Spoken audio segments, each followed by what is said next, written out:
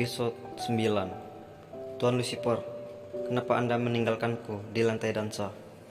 Ucap Lena sambil duduk di pangku Lucifer. Lucifer tidak menjawab. Dia hanya membuang asap rokoknya ke arah Lena. Lena bukannya malu atau risih. Dia justru menciumi batang leher Lucifer, bahkan menjilatinya, naik ke pipinya, lalu mencium telinga Lucifer.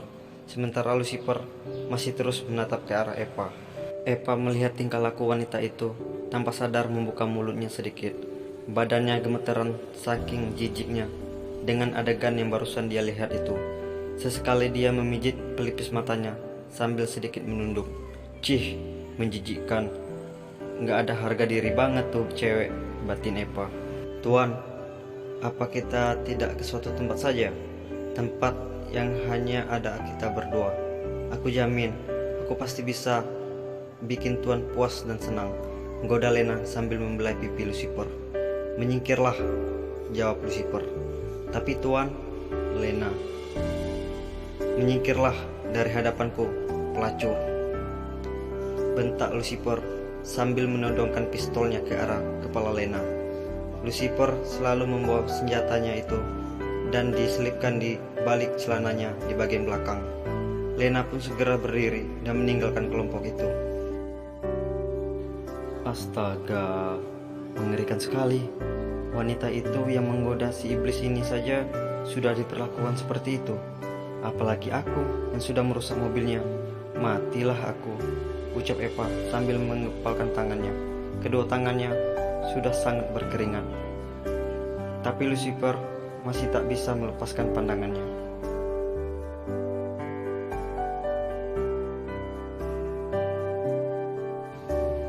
Lucifer, ini adalah Eva, gadis yang merusak mobilmu itu, ucap Stephen sambil menunjuk Eva. Bukan merusak Tuan, tapi nggak sengaja nabrak mobilnya. Itu juga cuma di bagian lampunya, ucap Eva kepada Lucifer, membela diri sedikit tersenyum paksa. Iya, kan sama aja, sama-sama rusak, jawab Stephen lagi.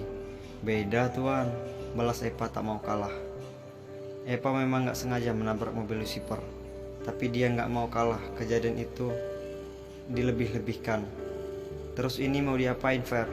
Tanya Stephen pada Lucifer sambil melirik Eva. Hendra, serahkan semua milik perempuan ini, perintah Lucifer pada Hendra. Baik Tuan, ucap Hendra sambil mengeluarkan uang dan KTP. Terus bagaimana dengan mobilmu? Tanya Stephen penasaran. Biarkan saja, ucapnya sambil minum. Apa? Dia melepaskanku? Dia nggak mau ganti rugi? Serius? Atau gumam Eva dengan banyak pertanyaan. Baiklah, Fer. Aku pinjam sebentar HP-mu dong. Aku nggak tahu di mana aku letakkan HP-ku, pinta Stephen. Lucifer pun memberikannya tanpa ada rasa curiga. Stephen menerima HP Lucifer, menelpon nomornya sendiri, dan memindahkan nomor Eva dari HP-nya ke HP Lucifer untuk disimpan. Stephen tersenyum kecil dan menyerahkan HP itu kepada sang pemilik. Terima kasih Tuan, Anda sangat baik sekali, ucap Eva sambil tersenyum dan menunduk kecil. Tak ada jawaban dari mereka. Masih dalam suasana diam, Eva tidak peduli. Dia langsung pergi meninggalkan mereka. Wah Tuan Lucifer, kenapa Anda melepaskannya? Sayang sekali. Wanita itu cantik banget, walaupun pakaiannya seperti itu. Paling tidak bisalah bermain-main sedikit. Hehehe, ucap Peter sambil meminum minumannya. Lucifer memandang Peter dengan tatapan marah. Peter pun jadi salah tingkah. Lega banget.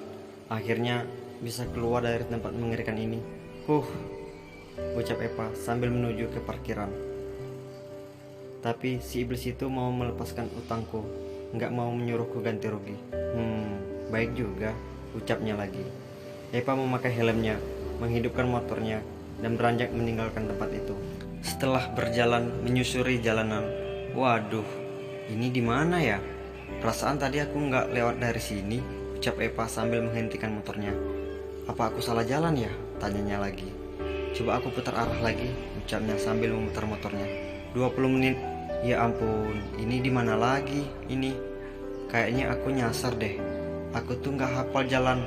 Kalau udah malam gini, ucap Eva setengah menangis. 30 menit Eva masih bolak-balik muter jalan. Masih belum menemukan jalan arahnya pulang. Ya Tuhan, bensin motorku habis, celakalah aku. Hihihihi, ucap Eva. Bagaimana ini? Bagaimana aku bisa pulang? Ucap Eva sambil menangis. Aku telepon Lisna dulu deh. Siapa tahu dia bisa bantu aku. Sambil mengeluarkan HP-nya. Apa? Baterai HP-ku sudah habis. Aku lupa ngecas seharian. Bagaimana ini? Ucap Eva sambil menangis. Kali ini dia tidak bisa menahan air matanya. Yang bisa dia lakukan hanyalah menangis dan berharap adanya pertolongan. Sambil duduk di trotoar, memeluk kedua kakinya, menundukkan kepala sambil menangis. Sesekali dia mengelap ingus yang keluar dari hidungnya. Menangis terseduh-seduh. Dia sangat ketakut sekali. Di liriknya, jam sudah menunjukkan pukul 01.15 WIB. 30 menit Eva duduk termenung meratapi nasib. Sampai matanya bengkak. Hingga lewatlah mobil yang dikendarai Lucifer.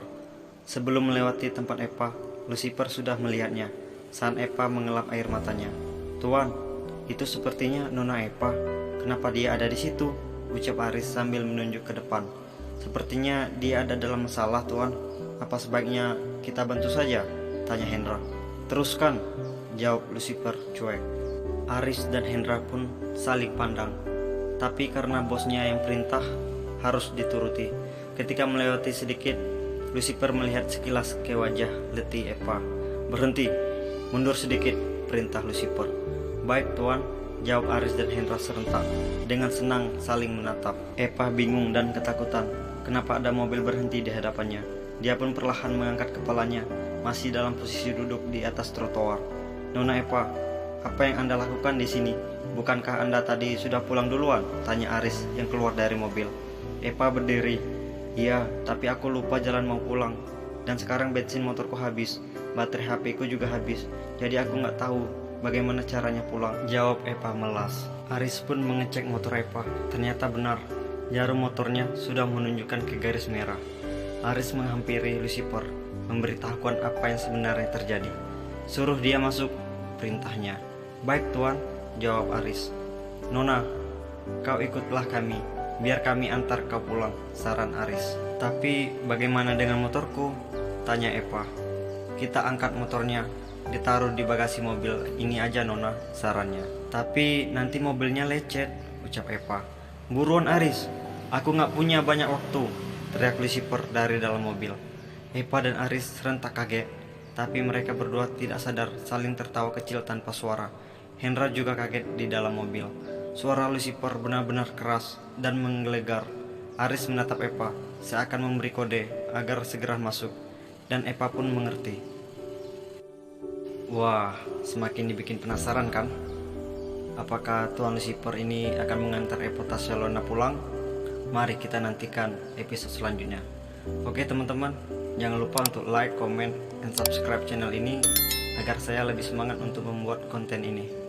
Terima kasih.